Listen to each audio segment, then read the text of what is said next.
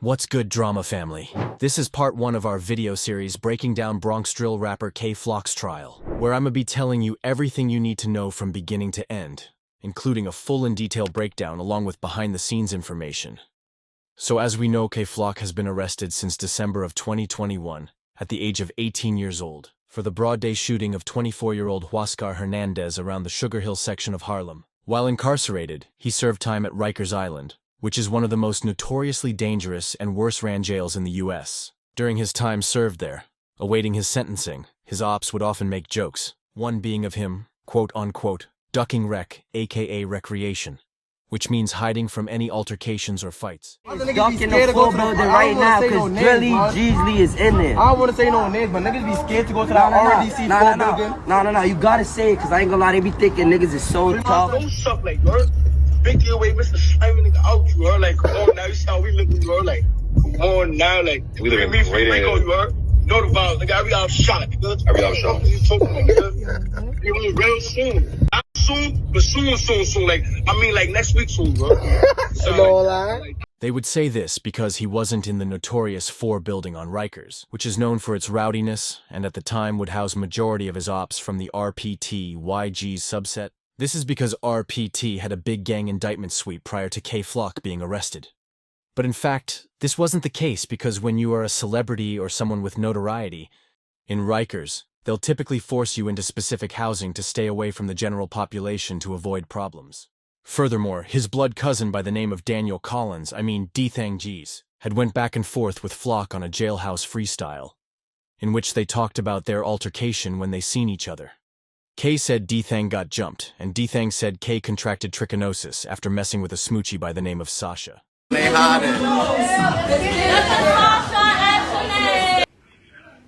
walked in the spot up on hot. DD walked in the spot and got hot. I'm in jail now, such a good time to get poked in the lung, everything we gon' box. Oh, he tough, he get real top from top. He was rushing, they mixing the spot. That's what now they know if I can pop. The people he hop on the spot, he shot. Shout out my fans, I love him a lot. I be back, shit'll never stop. But right now, I'ma sit back and watch.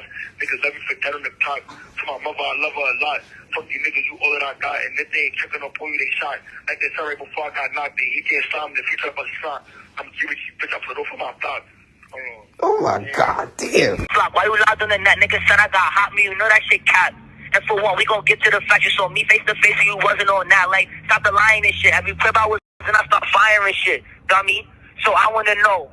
Heard you got here like 3 days ago. Like, who did you touch? Like, who got can't talk too much? Forgot I'm on his phone. Like, trichinosis.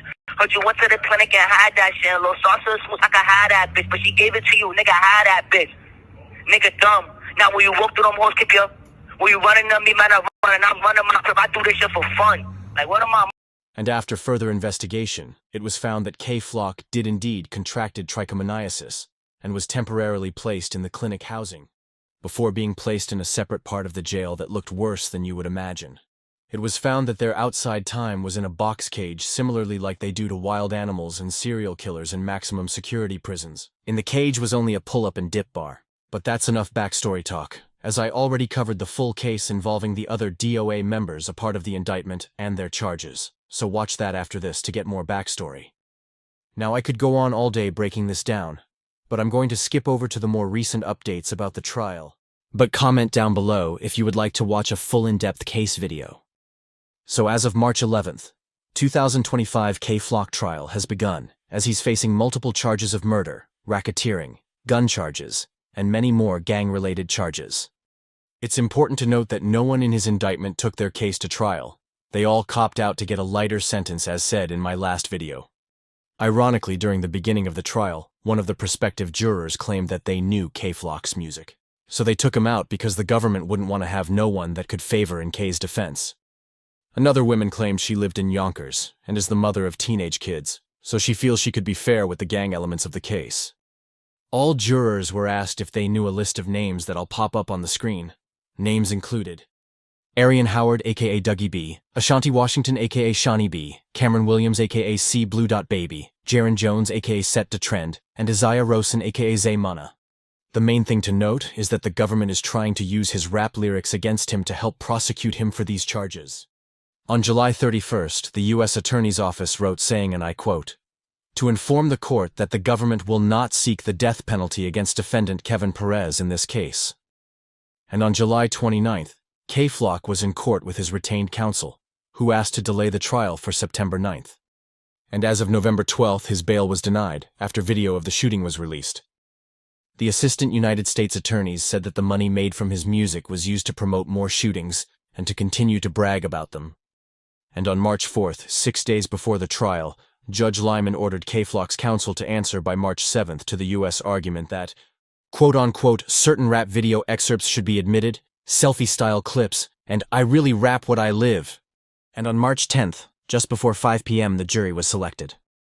It was said that when the verdict came, the courtroom was so full the press had to stand up. One side was full of law enforcement, with jacket emblazoned with HSI Police Violent Gang Unit. During the first count, a woman shouted out, then was silenced. After the verdicts, K-Flock was taken back to the holding cell with amid farewells and Be Strong's words from supporters. For day one of the trial, there was around 30 supporters from K-Flock's side and 8 law enforcement officers present. At 11:56 a.m., the first jury note is read by the judge. And after hours of waiting around 3 p.m., while the jury is deliberating, a cart of sodas, chips, and cookies were rolled into the jury room. After this, day one ended after the jury's deliberation.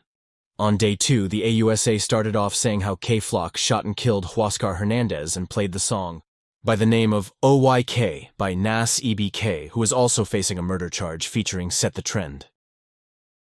The crazy part is that they are using a music video that K was seen in to support his friends and wasn't featured on to push this charge on him.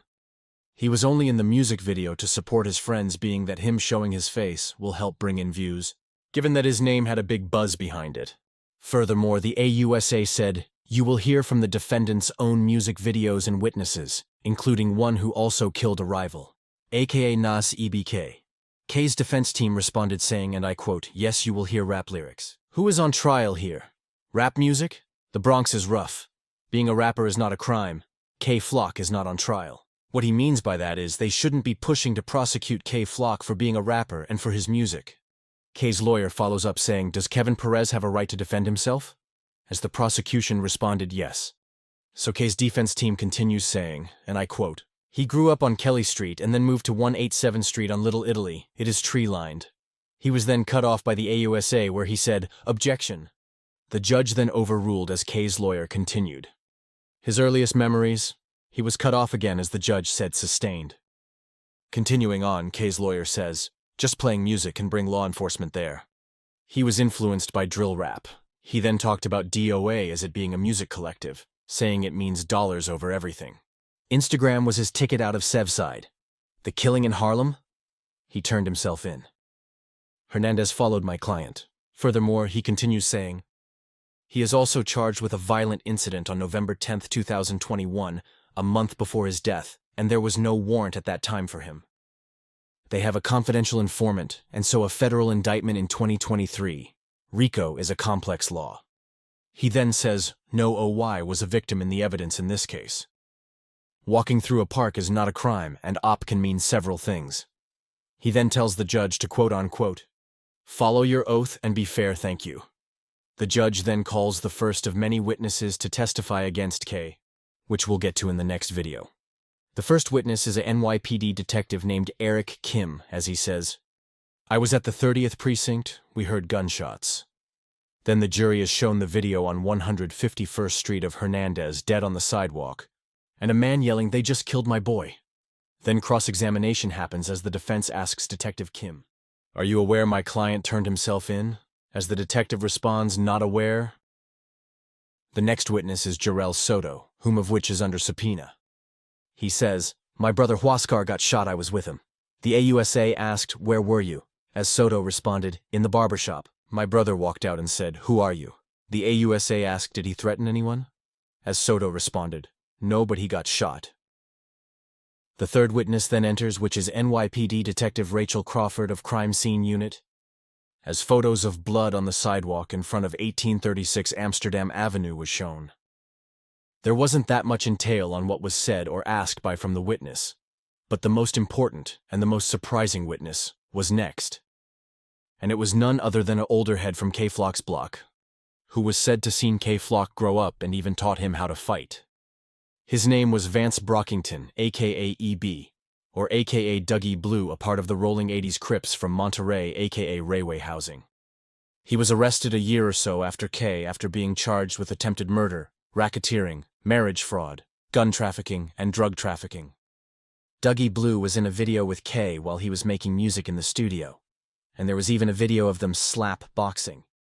It's said that he was fake Aki and would always walk around like he's tough, and always wanted to slap box and bully people around the block. But on the stand he was in a yellow prison jumpsuit, slumping over behind the computer monitor in front of him. He then proceeded to drop an F-bomb while ratting, and the prosecutors looked visibly upset. He dropped the F-bomb as he said fucking them and smoking them. He was then asked, "What does smoking mean?" He said shooting, killing. Furthermore, he blamed K for stirring up beefs, and he also talked about gang signs. The AUSA asked, did other members of Sevside go to others' territory? K's defense team objected, and the judge overruled, and Dougie responded yes, like a fucking rat, and the AUSA then asks, what is that 4646 Park Avenue? As Raddington responds, we all chill and smoke? Now let's talk about the most craziest thing about this. The AUSA asked Master Splinter aka Dougie Blue, and I quote, after you got shot, who called you in the hospital? And Dougie responded saying, KK, he said, you know we got you, bro. He was then asked, is KK the defendant? As he responded yes, he was going to retaliate against who shot me. They then show the video of him getting shot on June 26, 2020, in front of 4646 Park Avenue. It was said that he was shot in his back or leg. The conversation continues with the AUSA asking, they did a shooting in retaliation for you? Dougie responded saying, someone was grazed in the face.